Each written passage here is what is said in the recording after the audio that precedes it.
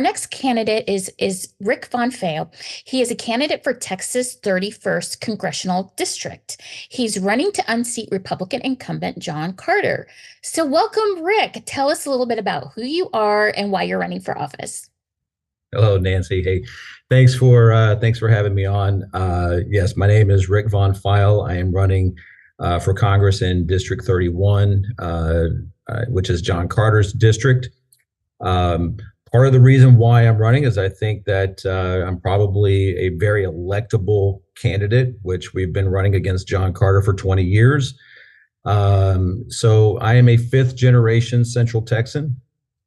Went to Baylor University, got an MBA in finance, and stayed afterwards to be a professor of finance and macroeconomics before moving on to the corporate world and working 25 years as a business consultant.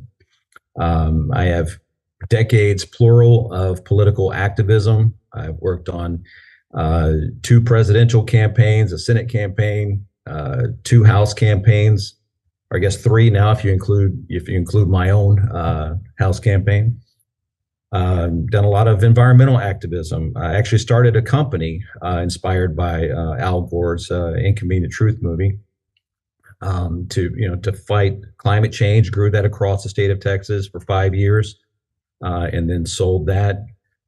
So I think one of the things that I believe is that it's going to be hard to attack me. So if you can think about this from the perspective of like negative campaign ads, right? So we're in a very ruby red gerrymandered district that was gerrymandered, quite frankly, to protect John Carter, right? But if you think about negative campaign ads, I mean, you think about how are the Republicans going to attack me, right? I'm from small town, Central Texas. I went to conservative Christian Baylor University. I'm a business guy. My campaign platform is "Let's fix Congress," right? That's pretty universally popular. So I think that would help me to pull over a lot of votes to actually finally beat John Carter. And one of my primary opponents doesn't even live in the district. And I just think that's kind of like handing the election to John Carter on a silver platter, right? So anyway, I think I'm electable. I think I can pull that off. I have a broad appeal across the political spectrum. And our campaign here, from my campaign manager and data analyst and everybody that works on the media side, we've all kind of coalesced around a November strategy of trying. We're kind of focused on growing the party, making the tent bigger, recruiting young people, and reaching out to independents. And I'm even going to reach out to some of the moderate conservatives that are really turned off by the toxic brand on the other side. And a lot of times they don't know much about Democrats. And I want to be there personally. This is something that I feel very passionate about, that I want to be there to tell them the truth about who Democrats are, and not some of the misinformation that they get. And so anyway, I think with that, we'll be able to impact elections that are both up ballot and down ballot. And also think about this, Nancy, this will also impact ballots in elections in 2026. So as we grow the party and make the tent bigger, that will have a long-term impact.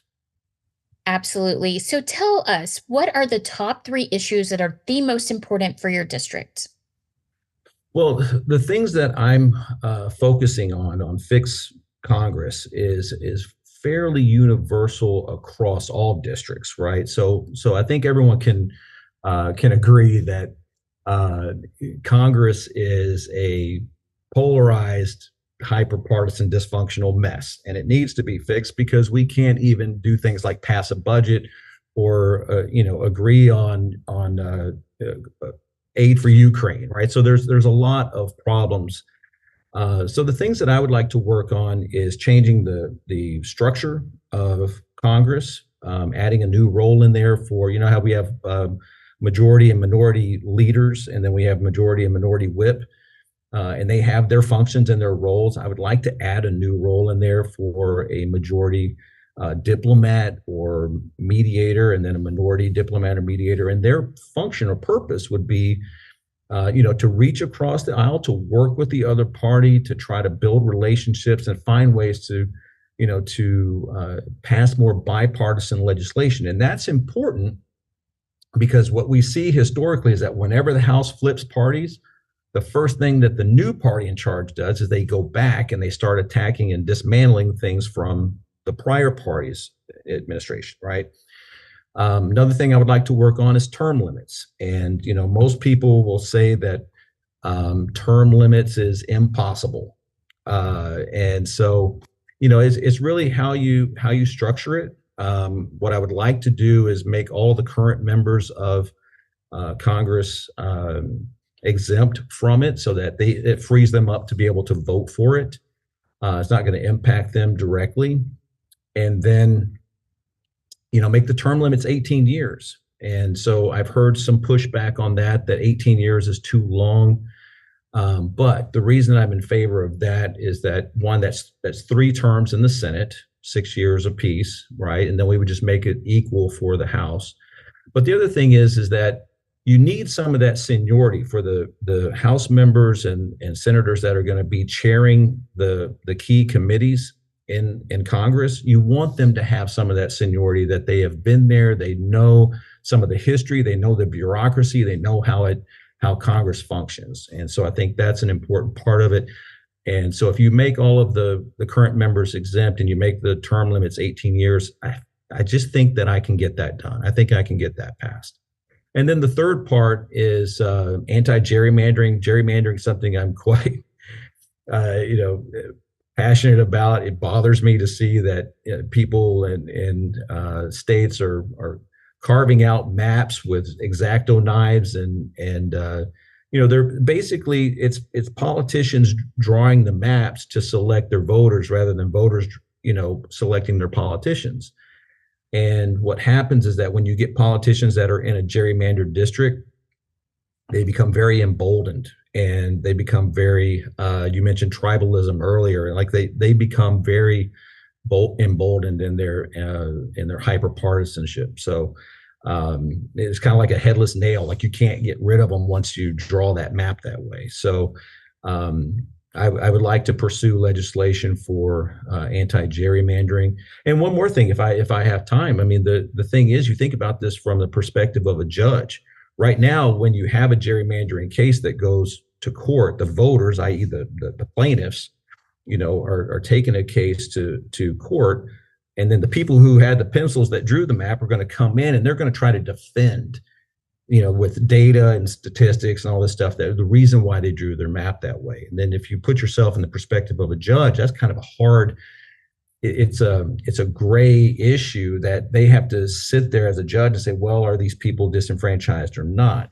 If we're able to make the law that all districts have to be drawn by county lines or state or federal highways or some kind of natural barrier like a river or a mountain ridge or something like that, you would eliminate the ability to create these really weird salamander looking districts.